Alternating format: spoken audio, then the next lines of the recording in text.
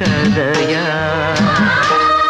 இதுதான் சொல்லும் விதியா காதல் என்றொரு தீபம் காற்றில் சாய்ந்தது பாவம் என் மேல் என்னடி கோபம் கண்ணே கண்மணியே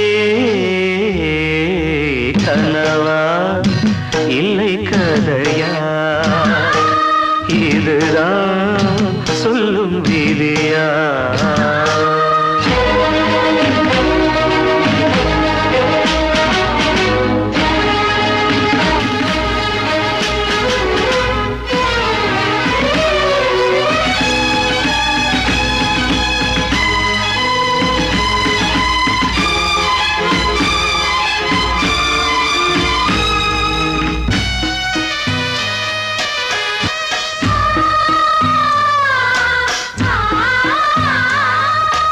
எந்தன் காதல் கோயில் இன்று வெந்தது இங்கே தீ துள்ளிடும் ஆசை நானே இங்கு கொள்ளியை வைத்தவன் நானே மனதினில் உந்தன் நினைவுகளே கடலலை போலே அலைகிறதே இன்று ஏனோ நானும் வாழ்கிறேன் கனவா இல்லை கதையா இதுதான் சொல்லும் விதியா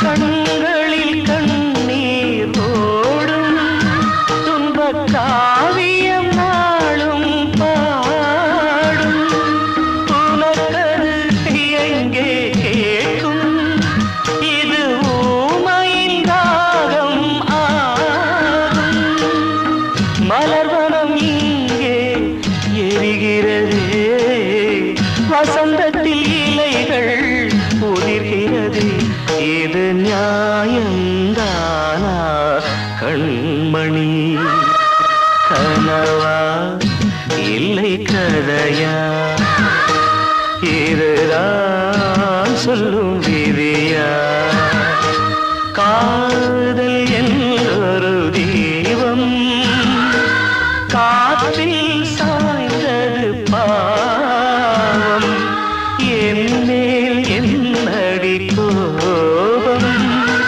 கண்ணே கண்மணியே கனவா இல்லை கதையா இதுதான் சொல்லும் விதியா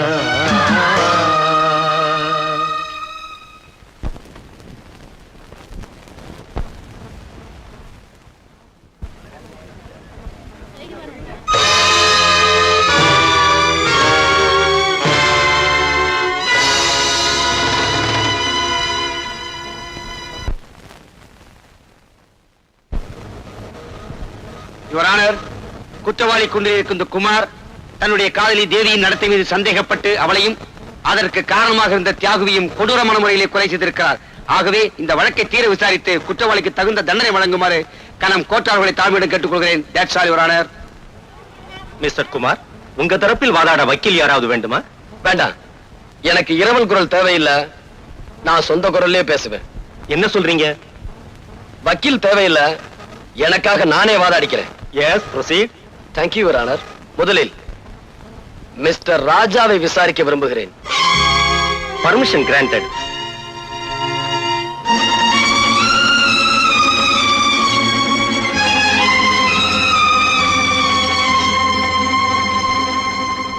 மிஸ்டர் ராஜா, அநியாயமா என் தேவியை கற்பழிச்சு கொலை செஞ்சது நீங்க தானே?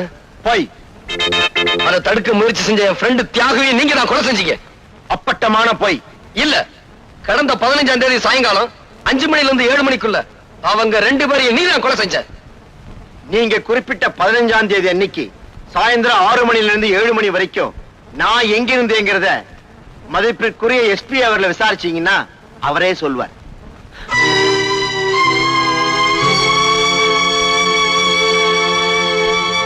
கணம் கோட்டார் அவர்களே, எஸ்பி அவர்களை விசாரிக்க அனுமதிக்கும்படி கேட்டுக்கொள்கிறேன். Yes, proceed. கடந்த 15ஆம் தேதி சாயங்காலம் ராஜா எங்கிருந்தாருன்னு சொல்ல முடியுமா? அன்னைக்கு ராஜாவுடைய அண்ணன் மிஸ்டர் சுந்தரம் ஒரு டின்னர் கொடுத்தார். அதுல நானும் கலந்துக்கிட்டேன். அந்த பார்ட்டியில கலந்துக்கிட்ட ராஜா அதிகமா குடிச்சிட்டு கலாட்டா பண்ணிக்கிட்டு இருந்தார். அவரை நான் ரூமுக்குள்ள போட்டு பூட்டினேன். பிறகு பார்ட்டி முடிஞ்ச பிறகு நானே தான் அவரை ரூமை விட்டு வெளியே விட்டேன். அது எந்த நேரம்னு உங்களால சொல்ல முடியுமா? மாலை 5 மணிலிருந்து 7 மணிக்குள்ள. அந்த நேரத்துல அவர் தப்பிச்சு போய் கொலை செஞ்சிருக்கலாம் இல்லையா? செய்திருக்க முடியாது. ஏன்னா தொடர்ந்து அந்த நேரம் பூரா அவர் கதவை தட்டி கூச்சல் போட்டுக்கிட்டே இருந்தாரு. அது எங்களுக்கு எல்லாம் கேட்டுக்கிட்டே இருந்தது.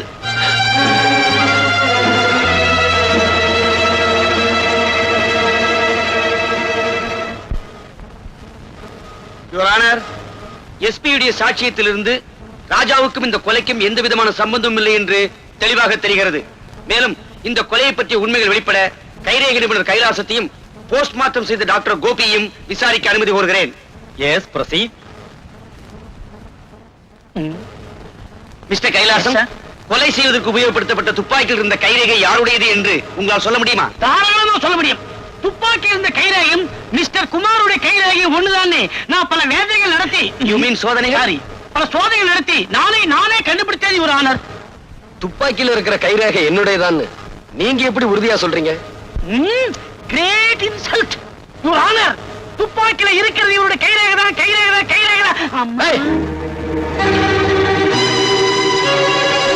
கற்பழிக்கப்பட்டதாக சொல்லும் தேவியின் பிரேதத்தை போஸ்ட்மார்ட்டம் செய்த டாக்டர் கோபி நீங்கள் தானே? எஸ். தேவியை ராஜாதான் கற்பழித்தார் என்று குற்றம் சாட்டப்பட்ட இந்த குமார் கூறுகிறார். What is your opinion?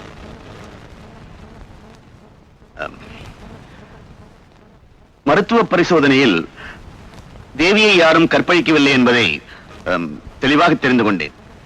அது மட்டுமல்ல, தேவி ஒரு கன்னிப்பெண் தான் என்பதை டாக்டர் என்ற முறையில் என்னால் நிச்சயம் சொல்ல முடியும்.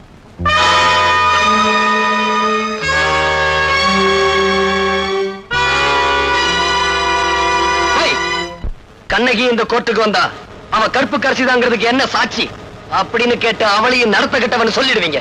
இந்த அக்கிரமங்களுக்கு முடிவுரை எழுதுறேன், முட்டுப்புள்ளி வைக்கிறேன். இன்னையோட உங்க வாழ்க்கையை முடிக்கிறேன். டாய். Order, order.